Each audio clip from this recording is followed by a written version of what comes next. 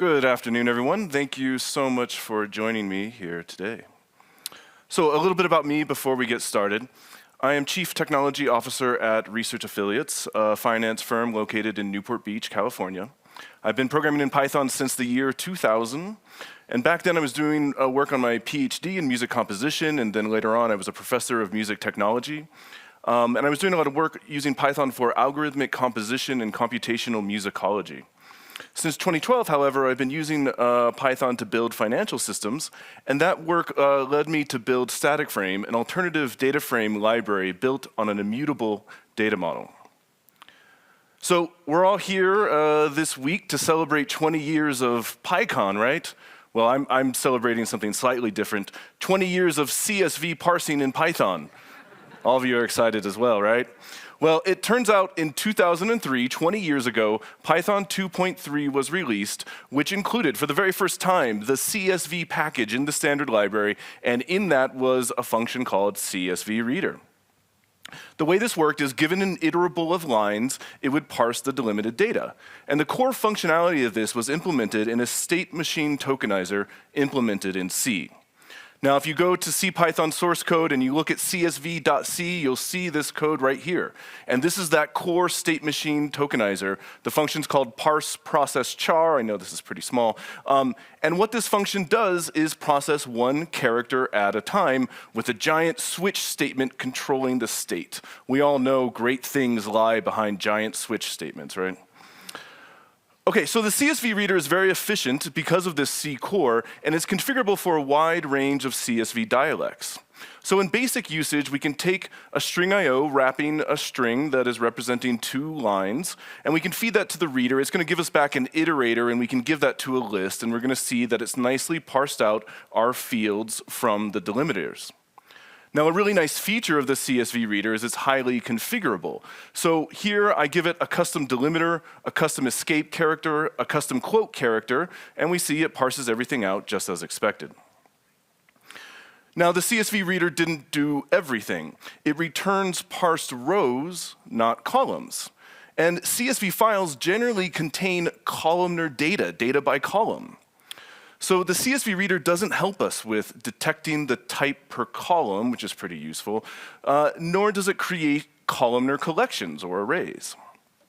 So since 2003, over the last 20 years, Pandas and NumPy in particular, but others, have offered some alternatives. Now, Pandas read CSV, does automatic type discovery per column. It has full support for CSV reader dialect configurations, and it has generally very good performance. I often think that the early growth of Pandas was in large part due to the excellent performance of its CSV reader. However, not all dtypes are supported by this tool. There's no support for Unicode arrays. All strings are brought in as PyObjects in NumPy object arrays. And there's no support for datetime 64 units. NumPy has a full range of datetime 64 units to allow you to specify the unit of your datetime, but Pandas really likes to bring everything in as a nanosecond. Now, NumPy offers some options here. NumPy has 2 functions, loadtxt and genfromtxt, that do similar things. These support all NumPy dtypes and datetime 64 units. And NP loadtxt, for example, works well, but doesn't support escaped fields and doesn't do any automatic type discovery. NP genfromtxt does do automatic type discovery, but it doesn't support quoted or escaped fields. So we have a sort of a mixture of solutions here. Genfromtxt also doesn't really show sufficient performance at scale, and I'll show examples of that later on. So in trying to come up with a solution for this in StaticFrame, I put together pieces to create some kind of a monster here. So I used CSV reader for handling quoted and escape characters, and that gave me an iterator that I then fed into genfromtxt to do my types discovery and array creation. And this, as you might expect, had fairly poor performance at scale. So this led me to create a new implementation called delimited-to-arrays. This supports full dialect configuration from the CSV reader, supports all NumPy dtypes, and permits optional type discovery per column with performance largely better than Pandas read CSV. And we'll see some examples of that later on. So today we're going to talk about some of the challenge of building columnar arrays from CSV. We'll look in depth at the C implementation of delimited to arrays, and then we'll look at some performance studies and talk about some future enhancements. Now, through this presentation, I'm going to use a lot of diagrams and flowcharts to try to show you what's going on in the underlying C code. And that's because the C is very verbose and it won't fit on a slide here at all. So we're not going to see a lot of C, we're going to see a lot of diagrams. Now, in these diagrams, I'm going to try to isolate the pure C type routines from those that involve PyObjects. In C, we call PyObjects PyObjects. So we're going to see some flowcharts that look like this. Now, you don't have to understand this right now. We're going to come back to this, but I just want you to notice the purple and the white boxes. The purple boxes are places where we're interacting with PyObjects. The white boxes are where we're dealing only with pure C types. And when we're dealing with pure C types, we get the best performance. You can see right here, this little loop, all C types. That's optimal performance, and in fact, we can even not hold the gill when we do things like that. Okay, so all of you have probably dealt with CSV files at some point, and they really are still a necessary evil. They are human readable, which is great, and they're widely used and supported, but they're almost always slower than binary formats, such as Parquet or NPZ or many others. There is no standard way of encoding metadata in a CSV, which means it can be very difficult to work with. So when we're trying to build arrays from a CSV, we cannot know the number of columns or rows in advance. If we just have a file, we can't know this in advance. The type per column, further, is not encoded in the file. We have no idea what is in these files. So in general, it takes 2 full iterations to get everything into an array. First, we have to load the Unicode data into some sort of a dynamic array per column, and we can optionally discover the type as we do that. And then once we know the size and types, then we can convert the fields to values and load them in arrays. And I'm going to show you how I do that. All right, so delimited to arrays is the C extension implemented in ArrayKit. This is a package. You can find it on GitHub. And we make heavy use of the CPython and NumPy C APIs. And also I want to call out a hypothesis for really helping me do extensive property testing to these functions. When dealing with arbitrary input, hypothesis really can help you get to a good, solid implementation. So I made heavy reuse of the CSV reader in this implementation. So I took that state machine tokenizer code and repurposed it. By doing so, I was able to keep all of the dialect configuration options that are so useful in the standard library CSV reader. Now, as I mentioned, better than Python performance in our C code requires not using PyObjects. If we just write C code and do a bunch of stuff with PyObjects, we get basic Python performance. But if we want to move faster than that, we need to deal with C types. Now, PyObjects incur overhead even when we're working in C. We have to do type and error checking, and we have to manage our reference count. So there is overhead when we deal with PyObjects that we don't have when we deal with C types. So if you were approaching this, I'm just going to tell you how not to do it, because it's kind of what I did. You take the CSV reader and you create PyObject strings. So we've seen how the CSV reader can give us PyObject strings. Then you can convert those strings to PyObject values, maybe floats or booleans or integers, etc. Then you can copy those PyObjects into NumPy arrays. Now you can do this, it'll work, but it creates tons of unnecessary intermediary PyObjects, and those become expensive. Furthermore, it's not really what we want to do. NumPy arrays are arrays of C types. What we want to do is go directly from the Unicode to the C types and skip all of these PyObjects. So if we go back to the csv.c module in the standard library, as I did when I was trying to figure this out and figure out how this thing works, you stare at this a while, you start to notice that there's 2 key functions that are being called as we process each character. One function is parse and add char. It's gotten through the parsing and the various states to determine, yes, this is a character we should keep. And then there's parse save field. This is saying the field is complete. We're done, we want to close this field, and we're ready to move on. So that insight that there's these 2 functions are really what drives this allowed me to extend and repurpose this for what I needed to do. So this is how to do it. We recast the state machine tokenizer from CSV.reader that we were just looking at, and we replace those two functions with different functions that will allow us to append a point and append an offset, and I'll explain those in a little bit. We store characters per column, not by row now, per column, into dynamic C arrays. And then we convert those column fields to C types and then insert them into NumPy array C buffers, which we can do all without involving any PyObjects. None of the intermediary PyObjects do we have to create, and we truly can go directly from Unicode into our C array types. So this is just a function, and you can use it if you very simply. So given an iterator of lines, it will return a list of 1D NumPy arrays. All the arguments for dialect configuration are inherited from the CSV reader. And we permit optional arguments for per column definitions. And I take those as a function because it solves some problems when dealing with this stuff in C. So for example, to specify dtypes, of course it can discover dtypes for you, but if you want to specify dtypes, you give it a function that given a position returns a dtype initializer. Similarly, if you want to specify excluding a function, you can excluding a column, you can give a function to the line select parameter, which given a column position returns a Boolean. So let's look at the basic usage of this function. This is a very simple case. I'm giving it a list of strings representing record lines. This could be an open file or any other iterator of records. And we start off with 2 records, and we see that we get back 3 arrays, 1 for each column, an array of integers, an array of Booleans, and an array of 1-character Unicode.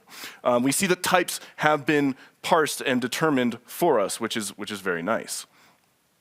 A slightly more involved example with some more configuration. Here we provide a custom delimiter. We provide a function to make sure that everything after the first column comes in as a string. And then we provide a second function for line select to just exclude the third column. And we see now we get back 2 arrays. And we see that our Booleans are not converted to Booleans. They're just left as strings, which is exactly what we wanted. Okay, I wrote this to use it in StaticFrame. It's perfectly useful on your own if you just want to use it for NumPy. But in StaticFrame, all the constructors just call this when they need it. So from delimited, from CSV, from TSV, they all call this under the hood, build the NumPy arrays they need, and then package that into the resultant data frame. There's additional configuration that stays within StaticFrame, like actually opening a file. So I don't put that in delimited arrays. You can do that in StaticFrame. And interpreting the index and columns. All of that is encapsulated within StaticFrame's constructors. Okay, let's dig into the implementation. So there's three C structs that underlie how this thing works.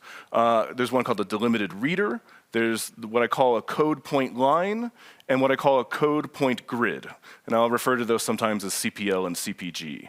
Now I use the term CodePoint here to refer to a Unicode character. I could have just called it character, but CodePoint seemed to fit.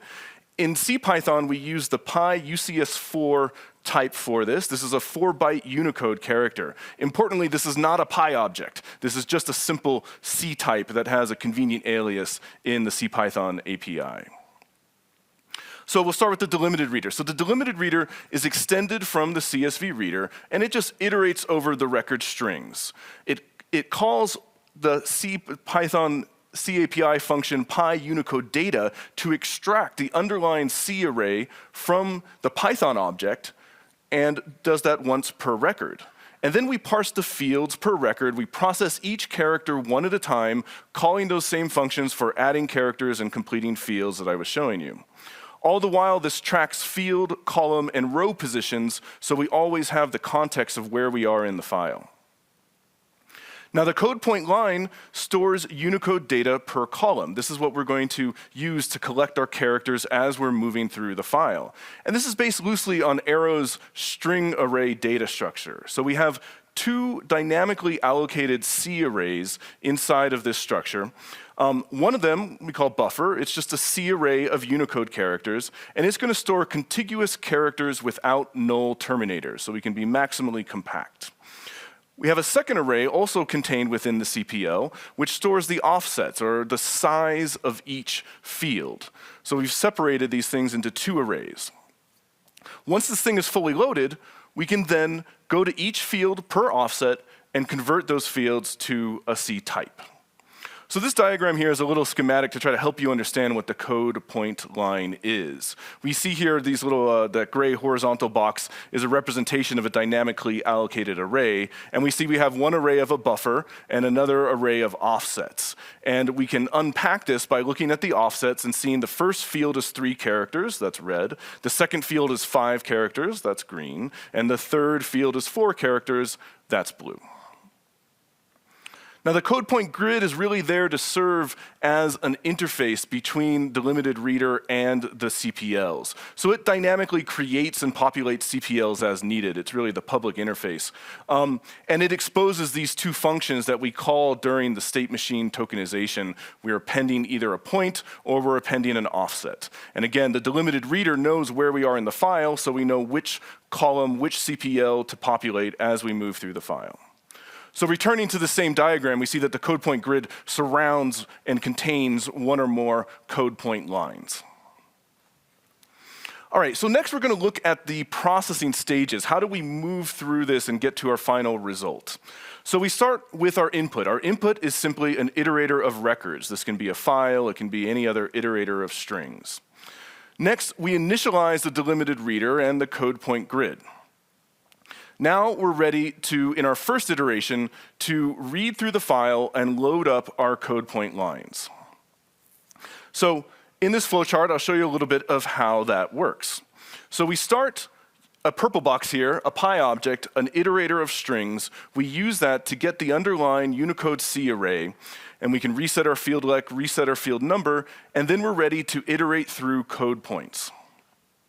So as we iterate through code points, I'm vastly simplifying what goes on here, but as we iterate through code points, we say, is it a delimiter or not? If it's not a delimiter, then we know we need to append a point, and we can increment the field length. If it is a delimiter, then we know we're done with the field. We can append an offset, and we can increment the field number and reset the field length. Then when we're done with that character, we go on and say, well, do we have more characters? And we loop through here until we're done with this record. Now again, notice that this loop here has no PyObjects. That's really critical to getting good performance out of this. Finally, if we are done, once we're done with that record, we go and look, we increment the record count, and we see if we have any more records. If we do, we go back and we repeat the whole process again. Okay, we've completed our first iteration through the elements of, that we're trying to represent here. Now we're ready to essentially go through them again, but we no longer need our records, we no longer need the DelimitedReader. Now everything is loaded in our code point lines, and we're ready to convert those to arrays to deliver our final output, which is going to be a list of arrays. So this flowchart shows that second iteration in detail. We're going to start with a CPL. We're going to walk through each of our code point lines. And then the next step is we need to create our NumPy array that we're going to ultimately deliver back to the caller. To do that, we need to know the size and the type. We know the size because the CPL is already loaded, and the type might come from the type parser, or it might come from the user who's provided it as an argument. Once we have that, we can create our NumPy array, and it would be a contiguous NumPy array from which we can pull off the underlying C buffer. And so we're done with purple boxes. We have no, after this step, we can put aside our PyObjects, and we can focus on just dealing with pure C types. So now in this loop, we're going to grab the next offset. We're going to use that offset to read from our Unicode code points. We're going to convert those to a C type, and we're going to insert that C type directly in our NumPy array buffer. And then we can continue to do that in a loop. And again, we can do that all without any interaction with PyObjects.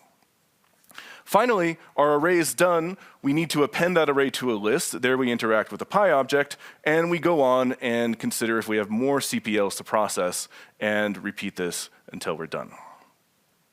So as I alluded to, performance of this routine is critical, and that was a main goal of me setting out to do this. So we're going to look at a number of benchmarks. Now, the way I do benchmarks is on fairly large numbers of elements. So here I'm looking at 10 million elements. And we're going to use deterministic randomly generated values via a package called frame fixtures. And we're going to compare 3 scenarios for interpreting columns in both StaticFrame and Pandas. So one scenario is type discovery. You've just given the CSV to the reader. It doesn't know any of the types. It's going to figure out the types for you. The second scenario is just load everything as strings. I don't care what the types are, just give me all strings. And the third scenario is I know all my types, don't do type discovery, just load this thing and give me back some arrays. So there's a lot of information here. We're going to come back to this. But right now, I want you to focus on the legend over here on the right, which shows those 3 scenarios. First for StaticFrame, type parsing as string, type given. And second for Pandas, type parsing as string and type given. We're going to come back to this. Now, I think it's really important when we do performance analysis of data frames that we explore different shapes and dtypes heterogeneity. I think far too often I see performance studies of data frame operations where they just compare one table. And you can get quite different results by having different both shapes of tables and type heterogeneity. So we're going to look at 3 shape ratios: tall, square, and wide, and we're going to look at 3 types of dtype heterogeneity, whether we have a different type per column, whether we have mixed, where we have sort of chunks of uniform types together, or whether it's uniform, it's just all one type. So with this, we create our grid, where we have the shape from tall, square, wide as columns, and we have the dtype heterogeneity as rows, columnar, mixed, and uniform. And with this, we get our 9 data frame fixtures that we're going to use to compare performance. So now looking back at this diagram, hopefully you have some context to understand what's going on here. We can see in general that the red, orange, and slightly yellow bars at the end are all higher, and that means slower than the first 3, which are StaticFrame. So in this diagram, lower is better. But let's look at some particular details with what we see in the performance comparison here. So in general, StaticFrame outperforms Pandas in a lot of these cases, specifically 26 out of the 27 scenarios, StaticFrame outperforms Pandas. The one case that we don't is right there in the uniform tall scenario, where type parsing these uniform floats, Pandas is a little bit faster. Other than that, StaticFrame pretty much outperforms Pandas in all of these scenarios. Another observation is that because Pandas converts strings to NumPy object arrays and creates a bunch of PyObjects, that's very expensive. So if we look here, we see the Pandas loading the data as a string, that's that orange bar. We see in almost every case that orange bar takes the most time. So that is an expensive cost that Pandas is making for that choice. Now finally, we notice that we get really excellent performance with delimited to arrays and StaticFrame with wide data frames. Whereas when we get tall, our performance advantage decreases a little bit. And I think that might be due to me using the biggest size Unicode, PyUCS4. That may be what's hindering tall performance there. So we see here in the wide results, we see the outperformance of StaticFrame in reading these and loading these files is an order of magnitude better than Pandas. But as we go to more tall, we see that it's maybe just about twice as fast, and that changes a little bit as we look at different types. I mentioned NumPy's genfromtxt. This routine is important. It was what I used for many years. It is the only NumPy routine that supports type discovery, but as I mentioned, at scale, it doesn't really meet my needs. So here I've added NumPy's genfromtxt to these performance studies, and we can see for tall and square tables, it performs much, much slower than both StaticFrame and Pandas. Interestingly, on wide data frames, it's fairly competitive with Pandas, and in fact performs a little bit better than Pandas in a few cases. All right, so hopefully I've convinced you that delimited arrays offers a fast, full-featured tool for creating NumPy arrays from CSVs. If you're just working with NumPy, you can use it in isolation. If you want to use it within a full-featured data frame library, it's there in StaticFrame, ready for you to use. So in considering where else we might go with this, I had to consider parallelization. Like, is there a way we can parallelize some of these operations? Now, when we're reading the file and we're loading the CPLs, I don't think we can really parallelize that. That would be a little too tricky. But once all of our CPLs are fully loaded, we just need to convert those to NumPy arrays, and that is, in fact, an embarrassingly parallel problem. However, I don't know how to do it yet. So multi-threading primitives in C Python that are cross-platform are elusive. And if anyone would like to help, I would be happy to get some insights in possibly how to do that. Now, there is a good example of parallelized CSV loading provided to us by the Polars DataFrame library. As many of you probably know, Polars is implemented in Rust based on arrow array definitions, and it offers a function called readCSV, which takes advantage of multi-threaded implementation. Now, this isn't really an alternative for me because it does not support the full range of dialect configurations, and it's built around arrow, so it does not really support all NumPy dtypes. But interesting to look at. So if we add Polars to our performance test now as the yellow bar, we see that it performs really well for tall arrays. But as we get square and more columnar, we see that StaticFrame, using good old-fashioned C in one thread, can outperform the Polars multi-threaded implementation, at least for wide data frames. So some more work to do potentially there, but this is a pretty good result. All right, in conclusion, we can go back to this piece of code. I think all of us write code hoping that it might be useful for a month or a year or a few years, but to have a piece of code that's been around for 20 years and continue to be useful both in the standard library and useful for people like me to take this and build it into something else is just really exciting, and I think is something we should all be really happy about. All right, thank you for your attention. If you'd like to learn more about StaticFrame or other related tools, you can go to this URL, and feel free to come chat with me throughout the conference. I'll be around, happy to take any questions now or later on. Thank you for your attention.